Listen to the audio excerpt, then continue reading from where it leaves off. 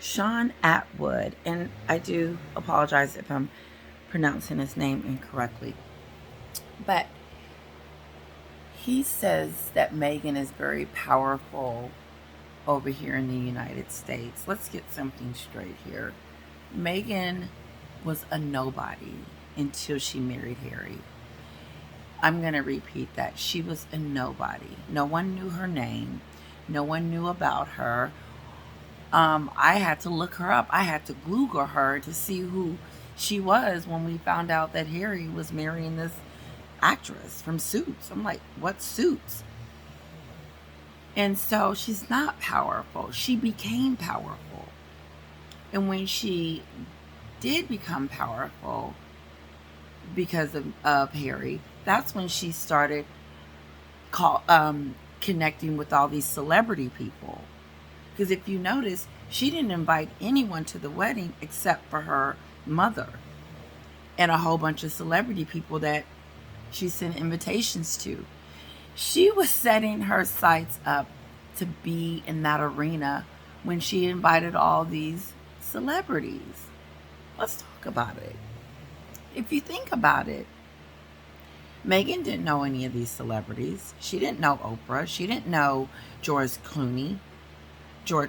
And you heard Megyn Kelly talk about it. She knew none of these people. But isn't it ironic that they all showed up for her wedding? You can't help but think that those people that she invited, she was hoping she was gathering a following then of celebrities trying to get on their good side. So when she does start acting in ASS like she is right now, that they would come to her aid. I mean, let's explore that. She invites these strangers, these celebrities. Don't invite no one but her mom. Ghost all her father, everyone. And it was weird. The whole time I was watching it, I couldn't help but to think, I was so happy for her. I was like, wow, this is so awesome. How lucky is she? And you have to be humble enough to know that you are lucky to meet someone that's a prince, that loves you and cares about you, and that is willing to put up with your crap. Instead of pushing that narrative, she wanted us to believe that Harry was lucky. Oh no, honey. Harry is in trouble. He has no idea the crap that you are about to put him through. And I remember I used to say that when she first came out with that interview and was like, I'm not okay. The first thing, some of the thoughts that were going to my head, I said, she is giving Harry hell. And you were reading the headlines about how Meghan had left the castle because she was upset with Harry, and Harry was upset. Let me tell you something. What Harry leaves out is the fights that they had over their family. How he tried to, I'm sure he tried to get Meghan on board to understand how royal life worked. And when he couldn't, he realized he was fighting a losing battle. And if he was going to keep up with, be able to, smooth things over, he was going to have to play along with Meghan's narrative. And so I know that he was arguing with her. I know he was fussing and fighting, and he just gave in. He said, I just give in. Because you can't tell me that, when they were William and Charles and everybody was warning him, I get that he would be like taken back from it because, how dare you? I get that. That's the only thing that I give him credit for, that he could push back on, like give her a chance. But the signs were there. The signs were there before he married her. There's always warning before destruction. But he failed to look at those warning signs. And one major warning sign was how she treated her father and her entire family. How she tried to blame, you remember how she tried to blame the royals is the reason why she didn't invite her family. And that's what makes me sick to my stomach about Megan, is because instead of taking responsibility for herself, it's everybody else's fault. And look how it's the castle's fault, or the royals' fault, because if she had invited them, oh, they would have had a fields day. So you were ashamed of your family. You were ashamed of your father, and you were ashamed of all of them because you said that they were classy, unlike the other side. But that should have been a hint then that he should have walked out. And another, and I've said it, I'm going to repeat it, and for inviting all these celebrities, these strangers that she doesn't know. And guess what, celebrities, Oprah, Gayle, and the rest of you, Selena, all of you guys were a part of her scheme, because her thought was, if I get all these people over here, she didn't know them, maybe I can become friends with them, and maybe I can start being a part, maybe I can act again, or maybe she is doing this all for her gain. And when she thought about that, that's why she was inviting all these people, because she was hoping that she could reconnect with them once she came back to the United States, because she was never staying in the UK, ever. That was never going to happen. She knew early on that Harry didn't have much and was second to his brother. Well, he had a lot, but it wasn't enough. And she was like, okay, plan in action, because Megan is strategic. Everything she does is strategic. It's planned out and it's thought out. It's not a good, well thought out plan, because if she had thought it through, I wouldn't be having this conversation. So she set this up from the beginning. And what she did was, she basically invited these Hollywood royalty that she knew none of them. Invited them, didn't invite her family, because you don't invite the people that supported you through the years. You invite total strangers, and then they get on a plane and go. Celebrity people that went to her wedding. You wasn't curious why you got an invitation and you didn't know anything about her? So you get invited and her family didn't. And you cannot tell me that some of you are thinking foul. And so now that her plan is in place, because you remember during Beyonce's Lion King, Lion King premiere, she had Harry in line asking the producers to give her a job. And she got the job. And she did the elephant voiceover, which I watched. I thought she did a really good job, but I thought it was tacky and just kind of distasteful for Harry to be in line promoting his girlfriend, because I know she told him to do that. And so all along, she's been setting up these docuseries, Spotify's, and all of this. And when he was in line soliciting for her, and she had just had the baby. So she was getting ready to cry her a river, because if you notice, a couple of scenes later, she's in Africa talking about, I'm not okay. This is how it should have went. I'm okay, but I don't want to be here. I never wanted to be here. Harry was always a means to an end. He was always my ticket to be famous. I couldn't get it on my own. I'm 35 years old and I'm a D-list celebrity. I married a producer or a manager to try to help me, but he didn't really have any pull. It wasn't enough. I want to be an A-lister. I want to be on the red carpet. I want to do this and I want to do that. So how do I do that? If I can't fulfill that dream on my own, because I'm not good enough, or they're just not seeing it, let me try something else. So she set it up and she says, okay, let me marry him. I don't want to invite my family because they're going to embarrass me. I'm going to invite all these celebrity friends and people are going to think that I know them since I'm an actress. No, you're a D-lister. I've never seen you on the red carpet. I have to Google you. And so then she got married. She started making trouble. Like the courtier said, she was making notes and planning and plotting. And Harry probably was trying to figure all this out. And instead of listening to his brother and stuff, oh, well, forget that. I'm moving on with Meghan. Meghan's the one that's being thrown to the wolves. Meghan's the one that everybody hates. So Meghan concocts this story that the British press is out to kill her, out to destroy her with all these stories. First of all, the stories that we were hearing, didn't nobody care. Didn't nobody care about the bridesmaid dresses, Meghan. Didn't nobody care about none of that. You made it a big deal. And you wanted it to make a big deal.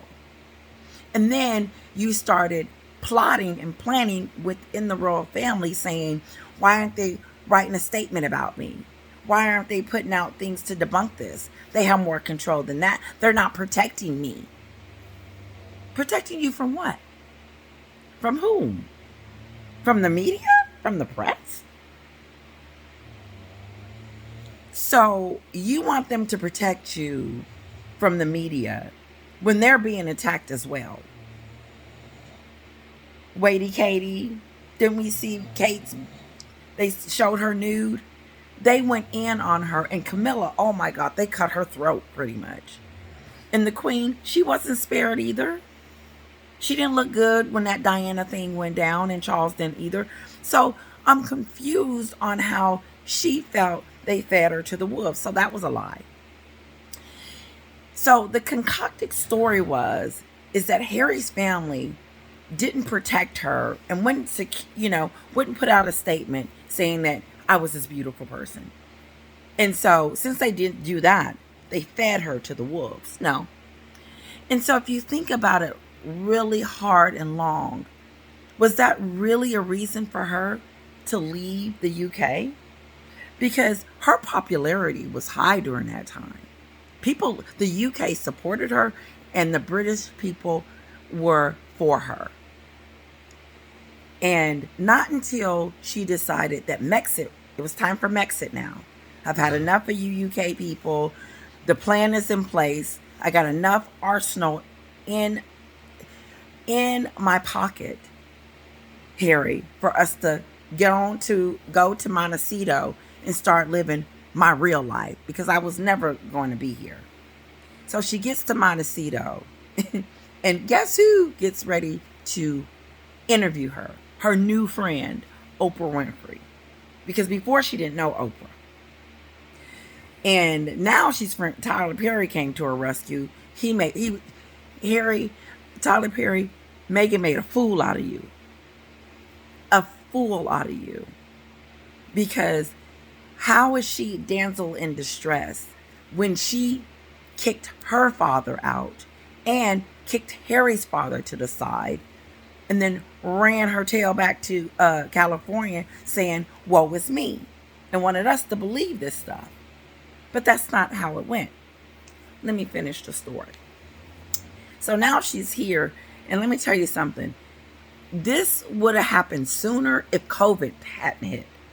If COVID derailed some of her plans. Because trust me, I'm sure they were like, probably not a good idea for you to start whining about the royals right now, since people are dying of COVID, Meghan. So let's wait. As soon as COVID started being relieved, she sat on that couch and started blaming and pointing fingers and insinuating and lying about a whole bunch of crap. You saw the video. A couple of things I want to mention. The racism. She sat on Oprah's couch. Oprah jaw dropped and was like, who's having that conversation with you? And then she looked, I think it would be damaging if we said who it was. So you are pointing fingers at some people that can't defend themselves, but you're going to insinuate. And then you got people supporting you like Sonny on The View and the rest of these crazy people talking about they just want to tell their truth. They just want to tell their story. They just want to get it all out.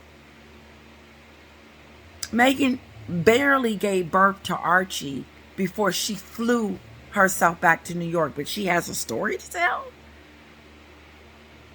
And then when she does tell the story, she goes in.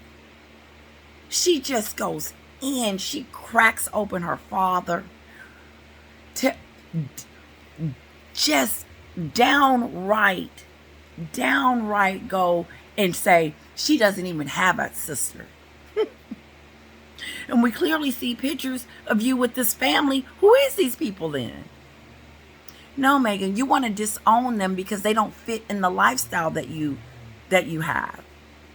And when one of the reporters asked you about forgiveness, you mention it and you move on because it's like watching this little girl run around and just wreak havoc and have no consequences for her actions. And so for a whole year or just for a while, Spotify, Oprah, Vanity. First she said, let's wait till after. Let's let Oprah settle and then we'll come out again. So then now you have fed this crap to your husband and he is full-blown Meghan now and has destroyed his legacy and his life with his family because of you. You allowed him to take the grunt of it. And let me tell you why. The docuseries, Harry sits on that couch and blames himself for Meghan. He blames her for her father, for his family, and everything that she went through.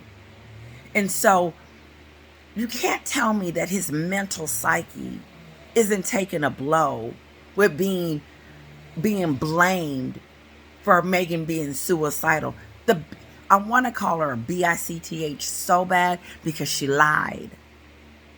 How do you go from being suicidal to accepting an award? You know what? I never thought that I would say that because when you start talking about suicide, it is so personal. It is so real. And for someone like myself to come in and say she's lying about that, that's a big strike. But I can say it because it's true. She lied. She wasn't suicidal.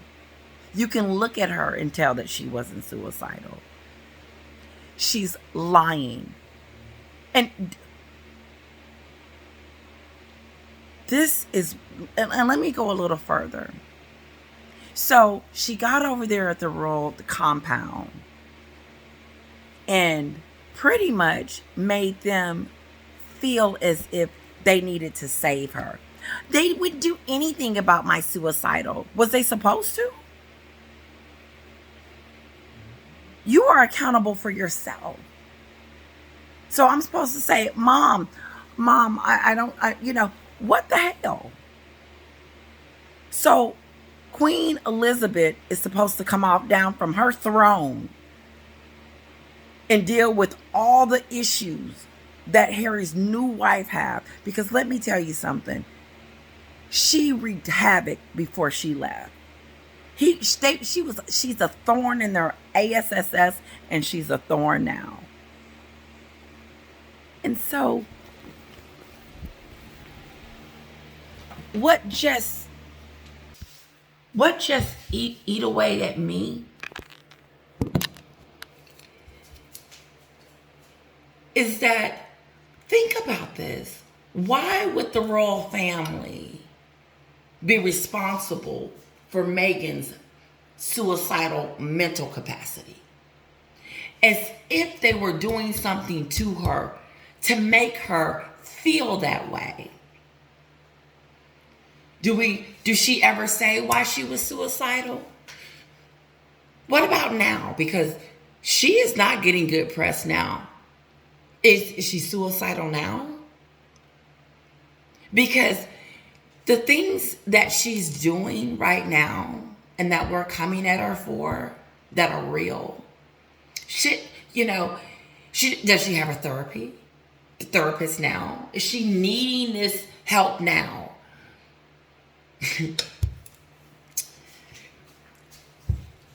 The documentary is full of blame. Then she blames the Daily Mail for the miscarriage. And then Harry backs that up. I mean, she literally takes no accountability for anything.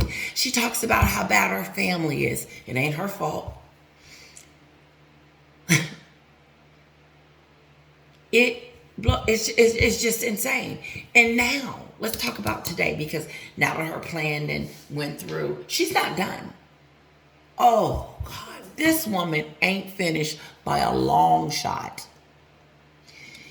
And keep watching, because guess what? She's going to destroy her own self, because she's already doing that. And so it just, when you look at it, watch the Vanity, watch the, go back, watch it. Listen to what I'm saying and watch it and see it. And so in real time right now, she wants to be in office. She's going to write her own memoir. Of course she is. Of course. She has so much more to say.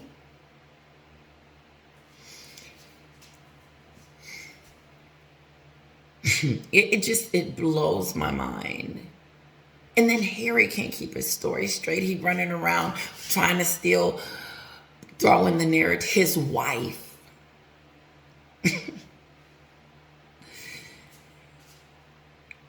Then Meghan, not Harry, because she puts the seed in his head. She puts the seed in his head that if you don't protect me, I'm going to end up like your mother. And then everybody stop and take a look. And who's chasing her? Who's knocking down her door? Who's bothering her? Let me tell you something. Meghan didn't start getting bad press until she decided that she didn't want to be a royal. She didn't want to do the work. She didn't want to live in the UK. She never wanted to. She never was. That's when the media went after her. That's when I started going online and saying, what? So don't give me that. Don't give me that. It wasn't a whole bunch of headlines about Compton. No, what was happening was the courtiers was seeing you in real time doing this. In some kind of way, the press found out that you were being a bully and you were doing all this stuff. And I just say bullying because that's the only thing that was really in the newspaper that I read that was negative about you, that you probably want to defend, and you didn't even defend yourself. She doesn't even mention anything about bullying. She doesn't talk about the bullying, the accusations toward that. And guess what? Nobody challenges Harry about it. Not Anderson Cooper. None of these interviews talk about the allegations of bullying and the things that Meghan and Harry are doing. And bullying was one of them. But none of them challenge him.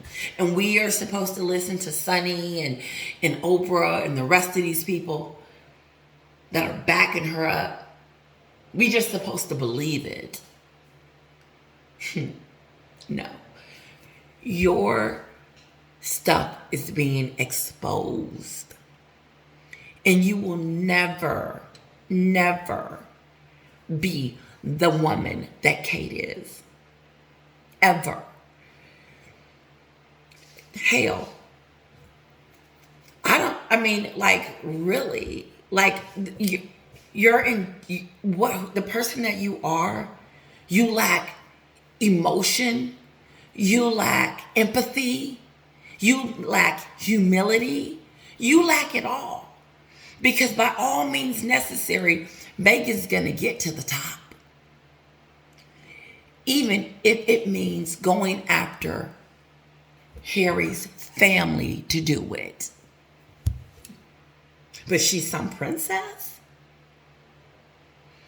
She's damaged goods. Harry, unfortunately, was not able to meet his princess because he got caught up in manipulation. And now he's surrounded by these yes people. You can do it. Let me tell you something, Harry. Those yes people, you're finna see how they're finna turn on you. And I don't blame them. I just think that all of us were deceived. All of us were deceived. And the supporters, if you don't see any of it, if you don't smell or see any of this being their fault or any taking any responsibility for this, that is just something I just can't believe.